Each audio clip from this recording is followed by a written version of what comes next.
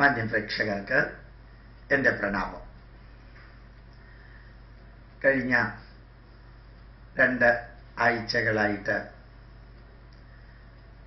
ഇത്രയും കാലം കാണാൻ പറ്റാത്ത, അല്ലെങ്കിൽ വളരെ തീവ്രമായ രീതിയിൽ കാണാൻ സാധിക്കാത്ത കുറേ മുഖങ്ങൾ കാണാനുള്ള അവസരമുണ്ടായി.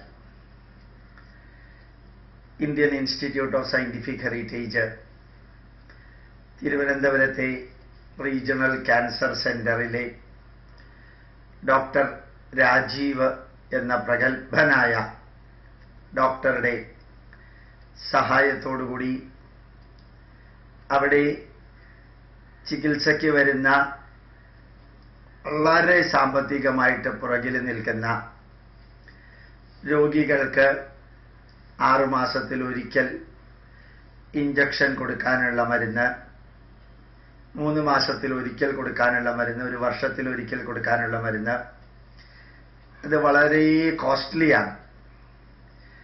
അത് ഇൻസ്റ്റിറ്റ്യൂട്ടാണ് സ്പോൺസർ ചെയ്യുന്നത്.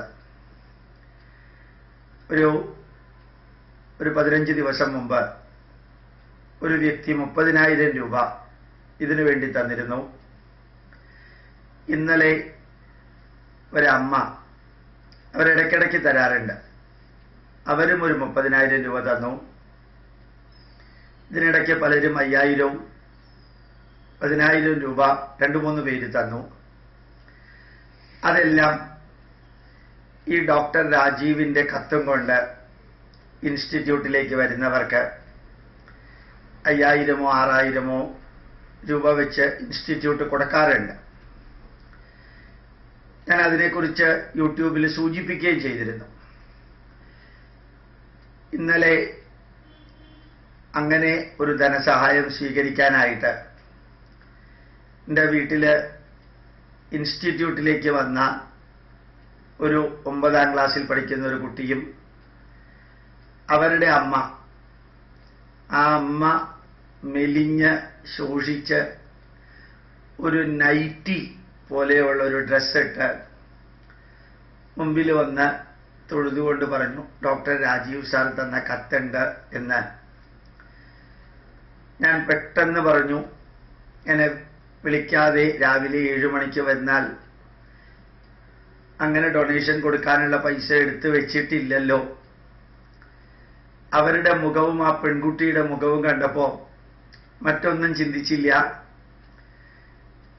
വേറെ പൈസ എടുത്ത് 5,000 നോട്ട് ആ കുട്ടിയുടെ കയ്യിൽ കൊടുത്തു. എനിക്ക് വാക്കുകൾ കൊണ്ട് വിവരിക്കാൻ പറ്റണില്ല. 9ാം ക്ലാസ്സിൽ പഠിക്കുന്ന പെൺകുട്ടി പൊട്ടിക്കരഞ്ഞ് ആ പൈസ വാങ്ങിച്ച് ഏതോ ഒരു വലിയൊരു നേട്ടം ഉണ്ടായ മാതിരി വികാര തീവ്രമായിട്ട് ആ കുട്ടിയുടെ വാക്കുകളില്ലാത്ത പ്രതികരണം കണ്ടു. ആ അമ്മ പറഞ്ഞു, എനിക്ക് ഈ മോളും ഇവൾക്ക് ഞാനും മാത്രമേ ഉള്ളൂ സാറേ. എത്ര ദിവസം ഞാൻ ഇവളുടെ കൂട്ടത്തിൽ ഉണ്ടാവുമെന്ന് അറിഞ്ഞൂടാ. ഇവൾ 9ാം ക്ലാസ്സിൽ പഠിക്കുകയാണ്. ആരെങ്കിലും നോക്കാനുണ്ടായിരുന്നു എങ്കിൽ എന്ന് ഞാൻ ചിന്തിക്കുകയായിരുന്നു. എനിക്ക് 3 ഓപ്പറേഷൻ കഴിഞ്ഞു. എൻ്റെ കയ്യിലുള്ള പൈസ മുഴുവനും തീർന്നത് അങ്ങനെയാണ്. പിന്നെ അവരുടെ ദുഃഖം കുറച്ച് നേരത്തേക്ക് വിവരിച്ചു. എനിക്ക് എന്ത് മറുപടി പറയണം എന്ന് പോലും എനിക്ക് അറിയാതെ ഞാൻ നിന്ന് അവസാനം ഒരു വരി പറഞ്ഞു, മോള് എത്ര പഠിക്കാൻ താല്പര്യമുണ്ടോ അത്രയും പഠിക്കാനുള്ള ചെലവ് ഞാൻ നോക്കിക്കോളാം. Indian institute of scientific heritage അല്ല, ഞാൻ എന്ന വ്യക്തി നോക്കിക്കോളാം. അതിനെപ്പോൾ വേണമെങ്കിലും ഇങ്ങോട്ട് വരിക, പഠിക്കണം, എന്തെല്ലാം ബുദ്ധിമുട്ടുണ്ടെങ്കിലും പഠിക്കണം എന്ന് പറഞ്ഞ് തലയ്ക്ക് കൈവച്ച് അനുഗ്രഹിക്കാനൊന്നും യോഗ്യതയില്ലെങ്കിലും തലയ്ക്ക് കൈവച്ച് അനുഗ്രഹിച്ച് ഞാൻ ആ കുട്ടിയെ പറഞ്ഞയച്ചപ്പോൾ എനിക്ക് തോന്നി, ഇന്ന് ഞാൻ നിങ്ങളോട് യൂട്യൂബിലൂടെ പറയുന്ന കാര്യത്തിൽ ആദ്യം ഇത് നിങ്ങളെ അറിയിക്കണം. ഞാൻ ഇന്നും എല്ലാ പ്രഭാഷണത്തിലും പറയാറുള്ളത് പോലെ ഇന്നലെ 2 പ്രഭാഷണം കിളിമാനൂരിനടുത്തും ചാത്തന്നൂരിനടുത്തും ഉണ്ടായിരുന്നു, രാവിലെയും വൈകുന്നേരവും. അവിടെയും ഞാൻ പറഞ്ഞു, സ്വർണ്ണ കൊടിമരത്തിന് നിങ്ങൾ ഡൊണേഷൻ കൊടുക്കല്ലേ.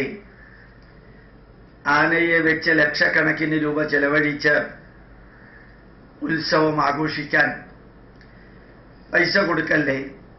വിഭവസമൃദ്ധമായ സദ്യ, വീട്ടില് ഇഷ്ടംമാതിരി ഭക്ഷണം കഴിക്കാനുള്ളവർക്ക് കൊടുക്കല്ലേ. ആഡംബരപൂർണമായിട്ടുള്ള ആഘോഷങ്ങൾക്ക് ഒരു പൈസ പോലും വേസ്റ്റ് ചെയ്യുന്നവരുടെ കൂട്ടത്തിൽ നിൽക്കല്ലേ. ശബരിമലയിലേക്കും ഗുരുവായൂരിലേക്കും ചോറ്റാനിക്കരയിലേക്കും എല്ലാം നിങ്ങൾ പോകണം, അവിടെ വഴിപാട് നടത്തണം, ഭണ്ണാരത്തിൽ പൈസ ഇടണം, അരവണയും അപ്പവും നിർബന്ധമായും വാങ്ങിക്കണം. പക്ഷേ അത് ആയിരക്കണക്കിനും 10,000-കണക്കിനും രൂപ ചെലവഴിച്ചാവരുത്. സ്വർണത്തിന്റെ തുലാഭാരവും അതുപോലെ വളരെയധികം സമ്പത്തിന്റെ പ്രദർശനവും വാർത്താ മാധ്യമങ്ങളിൽ നിറഞ്ഞിരിക്കാനും വേണ്ടിയിട്ടുള്ള വിധത്തില് ആത്മീയത പ്രദർശനോന്മുഖമാക്കാതെ ആ പൈസയുടെ ഒരു ഭാഗം ഇതുപോലെ വേദനിക്കുന്നവര്, ഞാൻ എടുത്തു പറയാറുണ്ട്, ഹൈന്ദവ ജനതയെ സഹായിക്കാൻ പുറത്തുനിന്ന് ആരും ഇല്ല, കഴിയുന്നതും അവർക്ക് കൊടുക്കുക. പക്ഷേ വേദനിച്ച് കൈനീട്ടുന്നവരുടെ മതം നോക്കി കൊടുക്കരുത് എന്ന് ഞാൻ എടുത്തു പറയുന്നു. പള്ളിക്കാരെ ക്രിസ്ത്യാനികളെ സഹായിക്കാൻ ധാരാളമുണ്ട്, മഹല്ലുകളും മോസ്കുകളും മുസ്ലിങ്ങളെ സഹായിക്കാനുണ്ട്, അവർക്ക് അതിൻ്റെ രീതിയിൽ പൈസ വരുന്നുമുണ്ട്. ഇവിടെ കഴിഞ്ഞ 7 പ്രാവശ്യം ഈ ക്യാൻസറിന്റെ റിക്വസ്റ്റുമായിട്ട് 2 ആഴ്ചകളിലായിട്ട് 15 ദിവസത്തിനുള്ളിൽ 7 പേര് വന്നത്, എല്ലാവർക്കും 5,000-ഉം 6,000 രൂപ വെച്ച് കൊടുത്തത് മുഴുവനും അറിഞ്ഞോ അറിയാതെയോ ഹിന്ദു പേരുള്ളവരായിരുന്നു. ഞാൻ ഡോക്ടറോട് ചോദിച്ചു, ഹിന്ദുക്കളെ മാത്രമാണോ സെലക്ട് ചെയ്ത് അയക്കുന്നത്? അല്ല സർ, മറ്റുള്ളവർക്ക് സഹായിക്കാൻ ആൾക്കാരുണ്ട്, ഞാൻ പേര് മാത്രം ചോദിക്കാറുള്ളൂ, മതം ചോദിക്കാറില്ല. ഞാൻ അവരുടെ വേദന കണ്ടിട്ടാണ് സാറിനെ അയക്കാറുള്ളത് എന്നും പറഞ്ഞു. ഞാൻ ആ വിഷയം കൂടുതൽ പറയുന്നില്ല. പക്ഷേ എനിക്ക് നിങ്ങളോട് എല്ലാം പറയാനുള്ളത്, നിങ്ങൾക്ക് സാധിക്കുന്ന വിധത്തിൽ എവിടെയാണെങ്കിലും നിങ്ങൾക്ക് ഇഷ്ടമുള്ളവർക്ക്, വേദനിക്കുന്നവർക്കും വിശക്കുന്നവർക്കും അനാഥർക്കും വൃദ്ധർക്കും രോഗികൾക്കും നിങ്ങൾ കൊടുക്കുക. കൊടുക്കുമ്പോൾ കിട്ടുന്ന ആ സന്തോഷവും സുഖവും സംതൃപ്തിയും, പല പല വാക്കുകൾ അതിനുണ്ട്, അത് അനുഭവിച്ചറിയണം. എത്ര സാധിക്കുമോ അത് ചെയ്യുക, ആർക്കെങ്കിലും നിങ്ങൾ കൊടുക്കുക. പക്ഷേ ദുരുപയോഗം ചെയ്യാത്തവര് ധാരാളം പേരുണ്ട്, ദുരുപയോഗം ചെയ്യുന്നവരും ധാരാളം പേരുണ്ട്. എത്രയോ അനാഥാലയങ്ങളുണ്ട്, നിങ്ങൾ അവിടെ പോകണം. സാധനങ്ങളായിട്ടോ വസ്തുക്കളായിട്ടോ നിങ്ങൾ കൊടുക്കണം, സംഘടനകളെ ഒന്നും ഏൽപ്പിക്കണ്ട. അങ്ങനെ നിങ്ങൾക്ക് ചെയ്യാൻ സാധിക്കട്ടെ. വേദനിക്കുന്നവന്റെ കണ്ണുനീര് 7 പ്രാവശ്യം കാണാൻ സാധിച്ചതുകൊണ്ട് ഞാൻ നിങ്ങളോട് പറയാണ്, അവരുടെ കണ്ണുനീരൊപ്പലാണ് ജനസേവ, ജനാർദ്ദന സേവ, മാനവ സേവ, മാധവ സേവ.